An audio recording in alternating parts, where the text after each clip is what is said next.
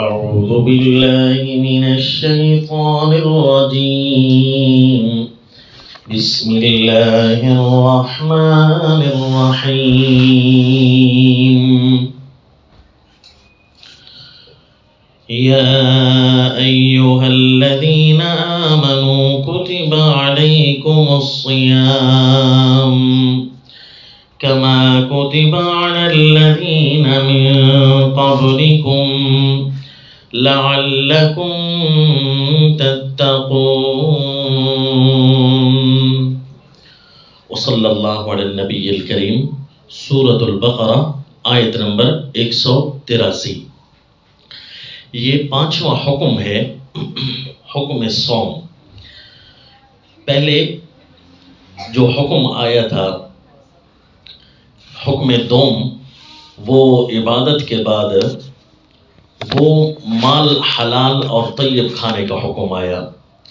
ظاہر ہے جہاں مال ہو وہاں شیطان کی شیطانی عروج پر ہوتی ہیں، اسی مال کی وجہ سے قتل و غارت تک بھی پہنچ جاتے ہیں، تو اس لیے حکم صوم قصاص آیا، وہ ذیلی حکم تھا۔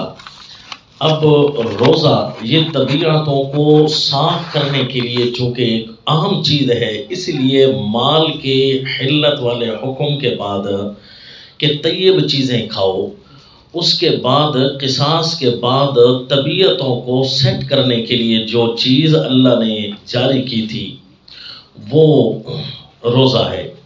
درمیان میں اگرچہ حکم وصیت آیا، وہ بھی ایک قسم کا ذیلی حکم تھا قصاص کے بعد کا، کیونکہ موت فوت ہو جاتی ہے تو وصیت سامنے ہو۔ اور پھر اس کے بعد جو اگلا حکم روزہ آیا وہ طبیعتوں کو درست کرنے کے لیے، تاکہ قتل و قتال نہ ہو سکے، تاکہ طبیعتیں درست رہ سکیں۔ اس حساب سے یہ بھی گویا کہ اس حکم دوم کا ذیلی حکم ہے اور تفصیلی حکم بھی ہے نا، اسی لیے یہ اس کی حیثیت ایک اصلی حکم کی بھی ہے، ذیلی حکم کی بھی مشابہ ہے، اصلی حکم کے بھی مشابہ ہے۔ ربط کی وجہ سے ذیلی حکم بنتا ہے کہ اللہ نے طبیعتوں کو درست کرنے کے لیے ایک حکم ارشاد فرمائے جس کو روزہ کہتے ہیں۔ دنیا کے سارے ڈاکٹرز مسلم ہوں یا غیر مسلم اس بات کا اقرار کرتے ہیں کہ واقعی یہ روزہ جو اسلام میں درس جس کا دیا گیا ہے یہ طبیعتوں کے اندر وحشت کو ختم کرنے کے لیے ہے۔ اگر کوئی اس پر عمل کرتا ہے تو وہ اپنی طبیعتوں میں درست رہے گا، ورنہ تو اس کی طبیعت میں درندگی غالب آئے گی۔ اسی لیے تو اللہ نے قصاص کے بعد وصیت کے بعد والا حکم فوراً روزے کا ارشاد فرمایا۔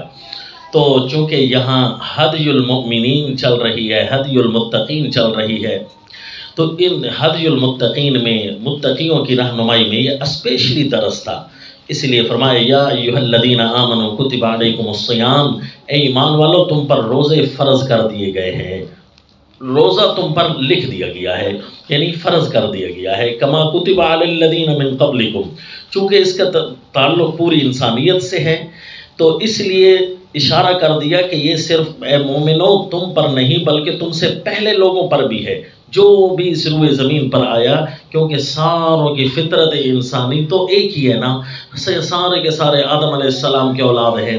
چونکہ اس حکم کا تعلق طبیعتوں کی درستگی کے ساتھ ہے، لہذا یہاں فرما دیا کما کتب علی الذین من قبلکم۔ اب جبکہ قصاص اور وصیت کیا پہلی شریعتوں میں تھی، اس کا ذکر نہیں کیا، ہو سکتا ہے وہاں زجر عن القتل یعنی قتل سے بچانے کے لیے اللہ نے کوئی اور بھی طور طریقے ارشاد فرمائے ہوں۔ بہرحال یہاں پر چونکہ روزہ ہر ایک امت کے لیے تھا، اس کا تعلق انسانی فطرت کے ساتھ تھا، تو انسانی فطرت میں جو بھی انسان تھا روزہ اس کے لیے ضروری قرار دیا۔ اچھا جی، روزے کا فائدہ کیا ہوگا؟ بتا دیا لعلکم تتقون، تاکہ تم گناہوں سے بچ جاؤ، نافرمانیوں سے بچ جاؤ، تمہاری طبیعتیں ایسی بن جائیں گی جس میں فرما برداری کا پہلو ہوگا، ہر نقصان سے بچتے رہو گے۔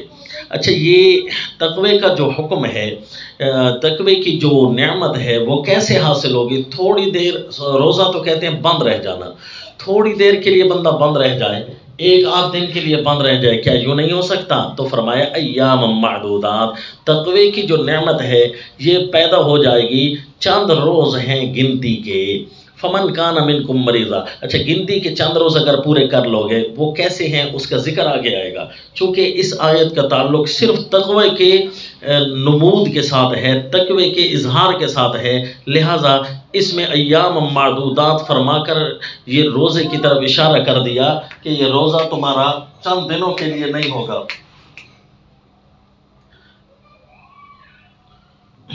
रोज़ा तुम्हारा चंद दिनों के लिए नहीं होगा, बल्कि चंद लहज़ों के लिए नहीं होगा, बल्कि दिनों के लिए होगा। फमन कान मिनकुम मरीज़न, तो फिर ये तक़वे का हुक्म तो उन लोगों के लिए भी है जो रोज़ा रख सकते हैं या नहीं रख सकते। जो रख सकते हैं वो तो मुत्तकी बन जाएंगे, जो नहीं रख सकते फिर उनके तक़वे का क्या बनेगा। तो अल्लाह ने उनके लिए भी आसानी इरशाद फरमा दी, फमन कान मिनकुम मरीज़ा, ये उसी की तफसील है, इसीलिए तो फ़ा आई। जो तुम में से मरीज़ हो, औ अला सफ़र, या मुसाफिर हो, सफ़र की शिद्दत ज़्यादा होती है, वहाँ पर बंदा बंद नहीं रह सकता, अपने सफ़र की वजह से उसको खाने पीने की ज़रूरत पड़ सकती है। बाज़ औक़ात आजकल सफ़र बेशक आसान है, लेकिन इन आसानियों के बावजूद भी हर बंदा चूँकि अपने मरकज़ से दूर होता है, अपनी मनचाही ग़िज़ा से दूर होता है, लिहाजा अपनी मनचाही तरतीब से चूँकि दूर होता है, इस आसानी के दिनों में भी सफ़र में कई मुश्किलात पैदा हो सकती हैं। तो फिर वो दिन तो बहुत मुश्किल थे जिनके अंदर सफ़र भी बहुत लंबे हुआ करते थे। तो फरमाया फ़इद्दतुम मिन अय्यामिन उख़र, अगर मरीज़ है या मुसाफिर है, वो गिनती के चंद दिन और रख ले। फ़इद्दतुन उस पर गिनती है, मिन अय्यामिन उख़र और दिनों से। वअलल्लज़ीना युतीक़ूनहु, अच्छा ये तो हो गया मुसाफिर, ये हो गया मरीज़, ये तो रखेंगे किसी और दिन। एक और भी ऐसा आदमी है जो ना मुतलकन मरीज़ है और ना मुतलकन सही है, यानी रोज़ा रखते हैं युतीक़ूनहु, खूब ज़ोर देकर, मुशक्क़त बर्दाश्त करके उसकी ताकत रखते हैं। क्योंकि अताक़ा युतीक़ो का इस्तेमाल वहाँ होता है जहाँ मुशक्क़त से किसी चीज़ को बर्दाश्त किया जाए, अगर चीज़ की और तौजीहात भी हैं, लेकिन अताक़ा युतीक़ो का माना कि वअलल्लज़ीना युतीक़ूनहु, और वो जो शिद्दत से रखते हैं इस रोज़े की ताकत, आम ताकत नहीं रखते बल्कि शिद्दत से रखते हैं इस रोज़े की ताकत, मुशक्क़त से बर्दाश्त करते हैं इस रोज़ा को। फ़िदियतुन ताअमु मिस्कीन, अगर वो रोज़ा नहीं रखते ना तो फिर वो फ़िदिया दे दें एक फ़कीर के खाने का। यानी अगर वो इतना दायमी मरीज़ है मसलन शुगर का कि वो रोज़ा रखे तो सही, रख तो सकता है, लेकिन इंतहाई जो है बर्दाश्त करेगा मुशक्क़त को, बड़ी मुश्किल से जाकर। इसी तरह शेख फ़ानी होता है, इंतहाई दर्जे का बूढ़ा, रोज़ा तो रखता है लेकिन बर्दाश्त मुशक्क़त की होती है। तो उनके लिए भी एक तरतीब बना दी, क्योंकि उनका ज़िंदगी भर का ये मामला है। तो इसलिए बाकी मरीज़ों के लिए तो कहा कि तुम दूसरे दिनों के इंतज़ार करोगे, लेकिन इन मरीज़ों को कहा जो दायमी मरीज़ हैं, जिनकी मर्ज़ इतनी लंबी हो जाती है कि असबाब के तहत वापस आने की सेहत की उम्मीद नहीं रहती, तो फरमाया वो एक मिस्कीन के खाना दे दें, क्योंकि उनके बारे में तो पता है कि ये बाद में भी रोज़ा नहीं रख सकेंगे। लेकिन अगर बाद में उनको सेहत मिल गई है और इतने दिन मिल गए हैं कि उन्होंने रोज़ा रखना है, तो फिर वो रोज़ा रखेंगे भी सही। और अगर उन्होंने अभी तक उनके ज़िम्मा उधार है कि फ़िदिया उन्होंने नहीं दिया हुआ और माशाल्लाह ठीक भी हो गए हैं, अनहोनी मर्ज़ से भी अल्लाह ने उनको ठीक कर दिया है, तो वो अब क्या फ़िदिया देंगे कि नहीं देंगे जी पिछले दिनों का। तो जितने दिन उनको शिफा के मिलते गए उतने दिनों उन्होंने रोज़ा अगर रख दिया है तो ठीक, नहीं तो वो फ़िदिया उनका बरकरार रहेगा उनके ज़िम्मा। और अगर सेहत मिल जाने के बाद उनको इतने दिन नहीं मिले हैं तो फिर उनके ज़िम्मा फ़िदिया हट गया। चूँकि ये पेचीदा मसला है, लिहाजा इसको तसल्ली से दोबारा पूछ कर इस पर अमल करना है। फ़मन ततव्वा खैरन, फिर आगे मज़ीद तफसील कर दी कि देखो तक़वा की नेमत तुमने पैदा करनी है ना, तो इसलिए ये भी ख्याल रखो कि जो बंदा कोई भी नेकी करता है खुशी से, फ़हुव खैरुल लहू, तो वो उसके लिए अच्छा है।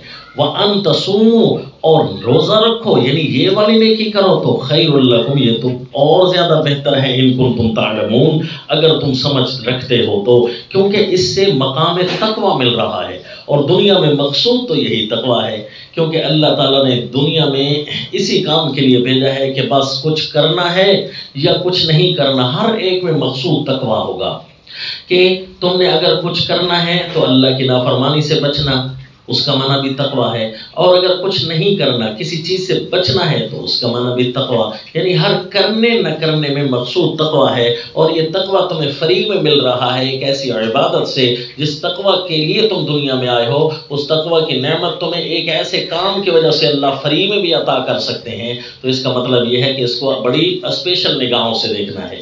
کوئی بھی تم خوشی سے نیکی کرتے ہو تو وہ تو بہتر ہی ہوتی ہے، لیکن اگر روزہ رکھو تو وہ اور زیادہ بہتر ہے، کیونکہ اس سے مقام تقویٰ مل رہا ہے جو دنیا ما فیہا کا اصل مقصد ہے۔ اس لیے کہ اللہ کریم نے قرآن میں فرمایا ان اللہ مع المتقین، اور اللہ کریم نے قرآن میں تقوی والوں کے بارے میں فرمایا من یتق اللہ یجعل لہ مخرجا من یتق اللہ یجعل لہ من امر یسرا ومن یتق اللہ یکفر عنہ سیئات ویعظم لہ اجرا۔ جو تقوی اختیار کرتا ہے اللہ اس کی روزیاں دیتا ہے، اس کے گمان بھی اس کا نہیں ہوتا، اللہ وہاں سے روزیاں دیتا ہے، زندگی کی گزران اس کی آسان ہو جاتی ہے، نیکیاں تھوڑے کرے گا اجر اس کا زیادہ ہوگا، یعظم لہ اجرا، یعنی زندگیاں اس کی آسان ہو جائیں گی، جتنا تقویٰ اتنی آسانیاں۔ اللہ ہم سب کو متقی بنائے۔ تو چونکہ مقام تقویٰ حاصل ہونا تھا، اس لیے مقام تقویٰ کو بیان کرنے کے لیے یہ آیت آئی۔ یہ آیت باقاعدہ حکم نہیں ہے، حکم آگے آ رہا ہے مریض کا اور مسافر کا، یہ مقام تقویٰ کو بیان کرنے کے لیے یہ استثناءات کا ذکر ہے۔ اچھا، روزہ رکھنا ہے، چند دن رکھنے ہیں، کب رکھنا ہے؟ تو فرما دیا شہر رمضان، رمضان کا جو مہینہ ہے نا، الذی، اس کے اندر اللہ نے 4 فضیلتیں رکھی ہیں جس کے لیے نبی صلی اللہ علیہ وسلم تشریف لائے۔ آپ پچھلے سبقوں میں پڑھ چکے ہیں کما ارسلنا فیکم رسولا کے اندر، اور سیدنا ابراہیم علیہ السلام کی دعا کے اندر کہ جب انہوں نے دعا مانگی تھی ربنا وابعث فیہم، انہوں نے کیا دعا مانگی تھی؟ اللہ ایسا نبی بھیج جو تلاوت کرے، جو قرآن سکھائے، جو حکمت سکھائے اور جو تزکیہ کرے۔ تو اللہ نے فرمایا یہ مہینہ ایسا ہے کہ اس کے اندر یہی 4 کام اللہ نے رکھ دیے ہیں۔ انزل فیہ القرآن، اس کے اندر اللہ نے قرآن نازل کیا، قرآن قرأ سے ہے، تلاوت کا ذکر آ گیا۔ ھدی للناس، یہ تعلیم کتاب آ گئی، یعنی لوگوں کی اس قرآن کے اندر رہنمائی موجود ہے۔ دیکھو ہم پڑھ رہے ہیں نا، اور ہمیں رہنمائی کیسے مل رہی ہے؟ ہدایت ہے اس قرآن کے اندر، یعنی پڑھنا بھی ہے، قرآن کا علم بھی ہے۔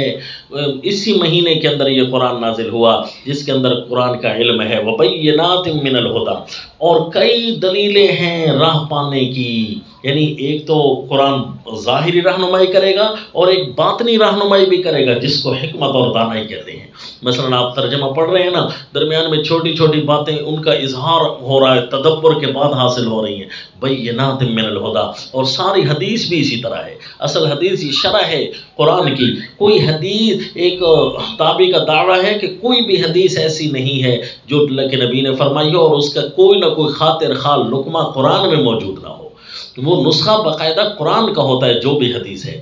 والفرقان، اور حق اور باطل کو جدا کرنے کی چیز ہے، یعنی تزکیے کا ذکر بھی آ گیا۔ تزکیہ اسی کو کہتے ہیں نا، گند الگ ہو جائے، پاکیزہ چیز الگ ہو جائے۔ تو قرآن کے ذریعے فرقان نصیب ہو گیا، اور فرقان کے اندر جو ہے حق اور باطل کو جدا کرنے کی ترتیب آ گئی۔ تو یہ 4 چیزیں اگر اس کے اندر آ گئی ہیں، فمن شہد منکم الشہر فلیصم، سو اب ایسا جو عزت والا عظمتوں والا مہینہ ہے، جو بھی اس کے اندر آئے اس کو چاہیے کہ وہ روزہ رکھے اس مہینے کو، جو بھی پائے تم میں سے اس مہینے کو فلیصم، ہو تو روزہ رکھے اس میں۔ ومن کان مریضا، چونکہ اب یہ حکم کے طور پر بیان ہوا، پہلا مقام تقویٰ بیان کرنے کے لیے ہوگا نا، یہ حکم بیان کرنے کے لیے ہے، وہ عام تھا اور یہ اس مہینے کا حکم ہے، تو اس لیے تکرار کا سوال ہی ختم ہو گیا۔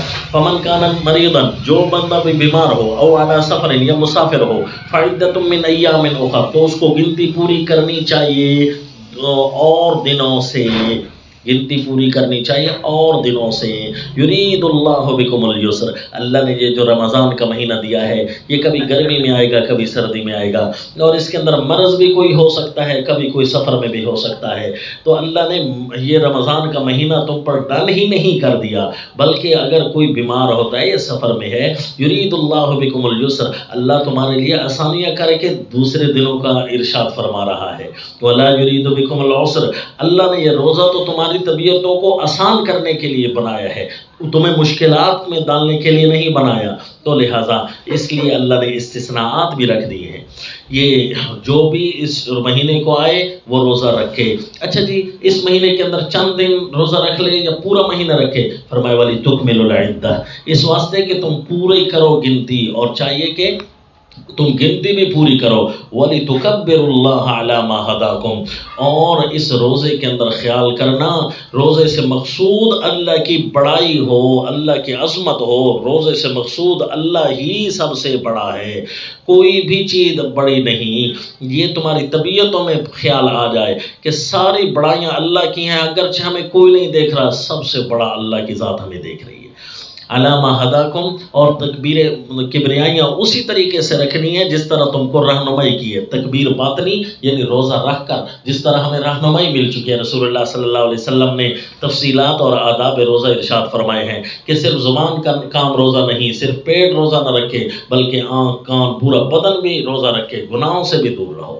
اور ایک وَلِتُكَبِّرُ اللَّهَ کا چونکہ صیغہ آ گیا ہے، ظاہری صیغے پر بھی تو عمل کرنا ہے، اس لیے اللہ کے نبی صلی اللہ علیہ وسلم نے تکبیرات تشریق کا حکم فرمایا ہے۔ علامہ ہداکم، جس طرح کہ اللہ نے تمہاری رہنمائی کی۔ کیسے اللہ نے رہنمائی کی جی؟ اللہ نے ایک رہنمائی قرآن کے ذریعے کی، اور دوسری رہنمائی اللہ نے احادیث کے ذریعے کی، کیونکہ حدیث بھی تو یہ وحی من اللہ ہے۔ پچھلی آیات میں بھی آپ اس کا درس سن چکے ہیں، جس طرح کہ دوسرے پارے کے پہلے صفحہ میں آپ نے پڑھا۔